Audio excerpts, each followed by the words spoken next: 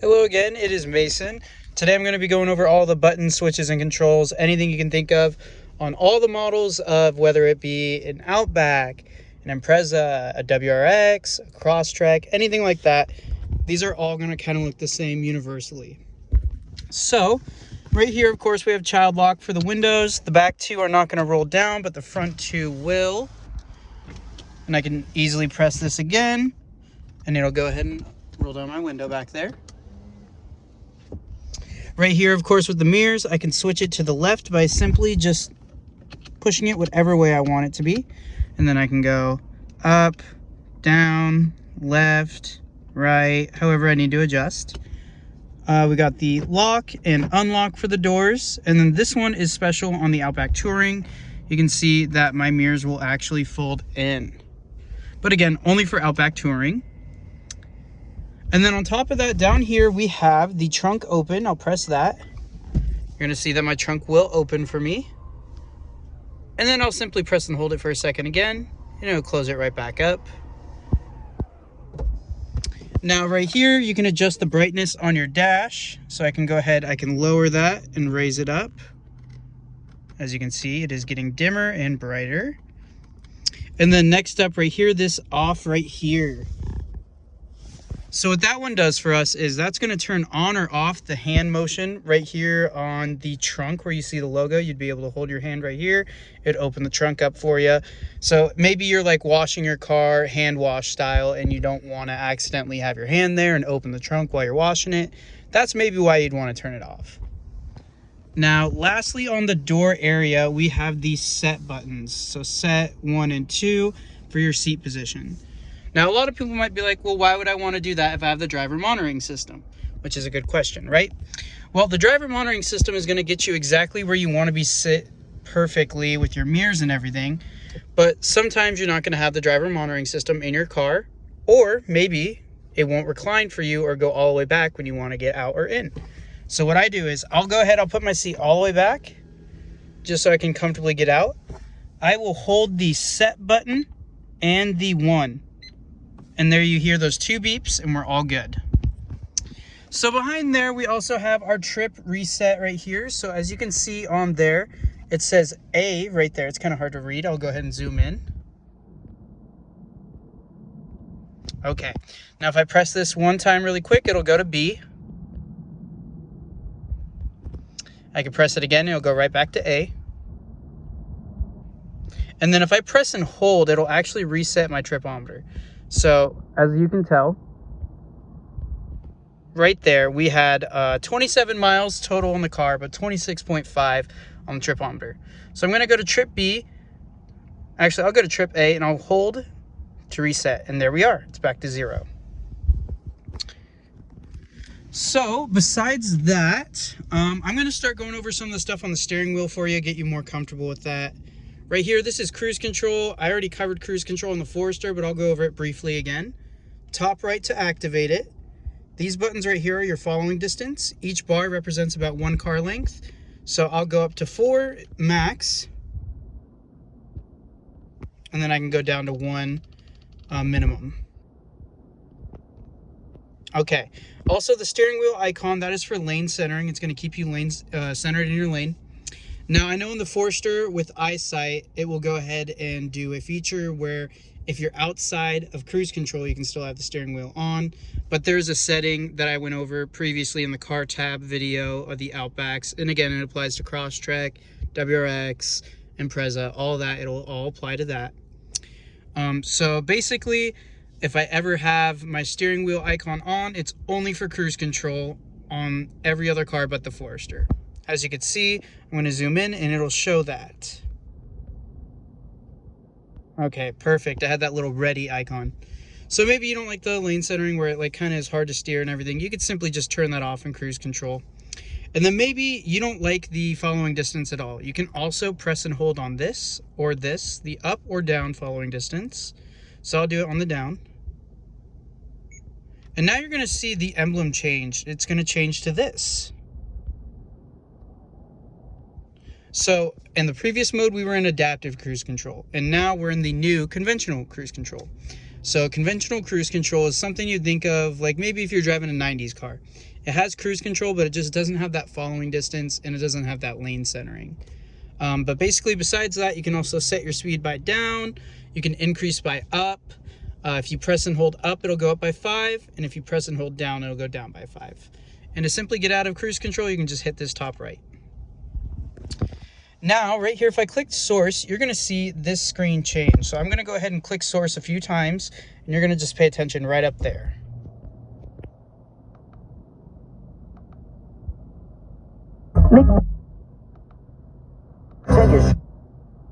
Now, as you can see, that basically made it so we flipped through all our different audio sources. So we had AM radio, FM radio, Sirius XM. We had all those different types of radios. And then also went to Bluetooth, and it went to your CD player if you had one. So it just flips through all those different audio sources. Now this one, if you're on the radio, this will be like skip to the next station that you have saved, or back to the last station that you had saved as well. But if you're on like Apple CarPlay or Bluetooth, Android Auto, this is just like next song or back song. This guy right here, I'm gonna have to zoom in for, and mind if the voice is kind of distorted. Okay, so using this guy right here, I'm gonna flip through these screens. Let me go ahead and get us at a comfortable view. Okay, so right here it says unnamed road. This basically just means anytime that I am driving, it will show me my turn-by-turn directions. This one's our compass, just showing us which way we're facing. This one right here is our tire PSI pressure. It doesn't read anything because you have to be driving for a couple minutes for it to accurately read. This one's our auto start stop, showing us how many seconds and minutes we've been stopped for. So as you can tell, right here is minutes, right there on the right is seconds, and this is showing you how many gallons you saved. So if I go ahead and click trip reset really quick, as you can tell, I'm on trip B now at the bottom, right here, and it shows 27.5 miles. So out of 27.5 miles, I have used auto start stop for 1 minute and 33 seconds, and it has saved me 0.01 gallons of gas. And that's just telling me, okay, your car has been stopped for 1 minute and 33 seconds out of its entire time on this trip B. Going to the next one, I've been in this car for about 11 minutes now, and I've traveled 0 miles. That's all it's telling me on there. And then right here we have my miles per gallon. As I'm driving, it will fluctuate. If I go down a hill, it'll be more. If I go up a hill, it'll be less. And then I have 60 miles till empty in my tank. And this one, of course, I've barely driven this car at all. There's only 27 miles on it. So my average miles per gallon is definitely way off. It should be closer to 25 to 30 than 10, but I've only driven it about 27 miles. And the gas is about 60 miles till empty, just like the last screen. And then it'll put me on here to my outside temp and clock. And then we're back to the source screen. This eye right here, I'll go ahead and zoom out again. Sorry about that. Okay, so this eye right here, it's going to show up with a warning sometimes. Right up here next to the A, which is your auto start stop, it'll be like a red eye. And that just lets me know, oh, okay, maybe I'm running low on gas. Maybe I need to put my seatbelt on. And maybe I just don't know what that is. I just see the red eye and I'm like, what does that even mean? I can simply just press that and it'll let me know. Then this one in Bluetooth or Apple CarPlay or Android Auto, whatever it is for all these three, this one's actually going to pull up my contact list, and it says no device connected. That's why it doesn't show me anything like that. But if I'm receiving a phone call Bluetooth, I can also click that and it'll answer the call. Now this one will hang up the call, but since I'm not on a call right now, it's actually going to mute my audio, as you can tell. Now this one has Subaru's vocal assistant. If I press it one time, please say a command. So me personally, I do not like this assistant. It does not read my voice very well. What I would suggest using is Apple CarPlay or Android Auto. Canceling. When you press and hold this down, anytime your phone's connected with Apple CarPlay or Android Auto, it will actually bring up Siri or your Google Assistant. And you can be like, hey Siri, give me directions to wherever. Or, hey Siri, call someone, text someone, whatever it is. And then down here, of course, is just for volume. So I can turn up or turn down volume, depending on what I want to do. So that covers most of these buttons right here. Right here is your steering wheel heater. Now, mind you, I am in the touring, like I said, so there might be some buttons that you don't have. That's okay. I'm just showing you kind of everything all at once. Right here, we have your paddle shifters, plus and minus. And then if I went into drive, let me go ahead and scoot my seat forward because I'm short. All right, so if I go here to drive, I can go over to manual. Now, you're gonna see a number pop up.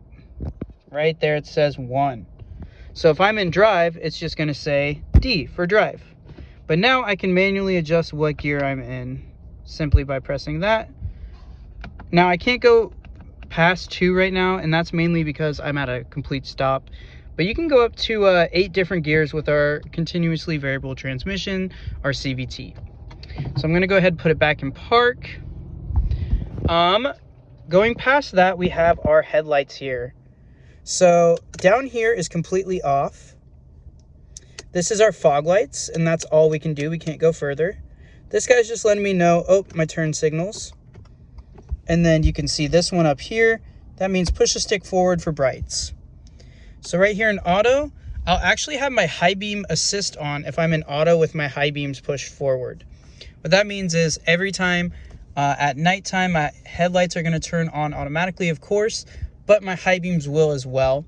And if anyone's coming towards the car or someone pulls out in front of me, then my high beams will shut down. Now, if I go up one more right here, this is just my running lights. These aren't my low beams or anything. So it's kind of like the little trim on the headlight. It's not the whole like light itself. And then up here, of course, it shows that I have my brights on. I could simply just bring it back one time. And now I have my low beams on, which is my normal headlights on the road. And I could also turn on my fog lights, and you'll see them pop up right there. So that's kind of it with the lights. If I leave it in auto, I'm never going to have to worry about my lights again, really. I can have the fog lights on in auto as well. Nothing's going to hurt it. They're just automatically going to turn on and off. Like if I leave the car, I'm never going to have to worry about turning my lights completely off. I can just leave it in auto, put the bright switch on for the high beam assist, and if you want fog lights on, you can have that too. And now I'm kitted up to never have to touch my lights again. So I really like that feature about it. But if we move on over here, we're going to go ahead and see that we have the rear windshield wiper. Now, it's practically the same with the Forester, so I'm just kind of going over it real nice and quick. 0 for not going. This is the slower speed back there, and then we have the fastest speed at this solid line at the top. This will do the fluid on the back windshield. And then I can also turn him off completely. And I can just pull down, maybe if it's a summer day, it'll do the windshield wiper fluid. I'll let go of it, and it's in the off position. So it's real nice and easy. Then, of course, the smaller the bar, the faster the windshield wipers will go. The bigger one, the slower it is. So right here, I go down one. It's going to be pretty quick. It's just our like mode that we set it for its speed. This one's a constant sweep. And then one more down. That is the fastest sweep we have. And go all the way up if we want. Now if we do it one time up, it's just going to do it real quick, and that's it. So that's it with all those. I'm going to go ahead and move on to show you the driver monitoring system. So from here, the home screen, you can always hit the home button if we look different. I'm going to go to settings in here. I'm also going to go all the way over to car, and I am going to see the driver monitoring system. So right here, I can go ahead and register a user. And what this is going to do, I'm going to hit 1. Now, I'm going to go ahead and adjust my seat exactly how I like it. So I'm going to go ahead, get comfy, make sure I'm in a good position. All right, I like my seat position. Now I'm going to do my mirrors as well. You can do your side mirrors at the same time. So I got this pretty good. I'm going to go to the other side now because it is a little low. Okay, yeah, that's pretty good. So what I'm going to do is I'm going to look forward and hit set.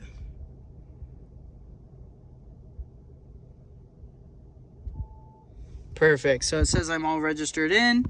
All I did was press a green button that said set after that screen. I like clicking that because it's quicker. I'm going to just put in M for my name. And now I'll just do the race icon. I'll hit set, and now it registers me every time I'm in the car. So what I'm gonna do now is I'm gonna show you, if I turn the car off completely, I'm gonna open my door kind of just to reset the screen, make sure everything shuts off. I'm gonna make like a really weird seat position at the moment. So I'm going all the way back. I'm gonna mess my mirrors up completely weird too. I'm just gonna make them look all wonky. Perfect. So now after doing that, I'm gonna hit start. And then you're gonna see the driver monitoring system is gonna register me here in a moment. I'm just gonna have to wait. And if it doesn't do that for you, like it's giving me troubles right now, I'm going to the car tab, which I've already covered in another video. Go to driving assistance. I'm gonna turn off the driver monitoring system, then turn it right back on. And as you can see, my mirrors are moving, my seat is moving, and my other mirror also moved as well. So I did nothing, and it just perfectly got me back to where my seat position was. So that's kind of it with all those buttons. The only other button I really have to show right here is the trail cam that we have. Of course, that records the front of the car. And then the e-brake is pretty simple. You just press down if you want to engage it. Right now I'm gonna have to start the car real fast. Let me go ahead, I'll press down if it wants to cooperate with me today. Okay, you actually want to pull up, that's why, yeah. So it's like a normal e-brake. So if you're to pull up the e-brake, you have to pull up. And then if you want to disengage, sorry, yeah, that's what I was meaning. You actually have to press down. But it's not letting me do it. You're gonna see a message come up saying depress the brake pedal. So another way around that is I can just simply put on my seatbelt real quick, which I'll show you. I'll go ahead, I'll put my seatbelt on.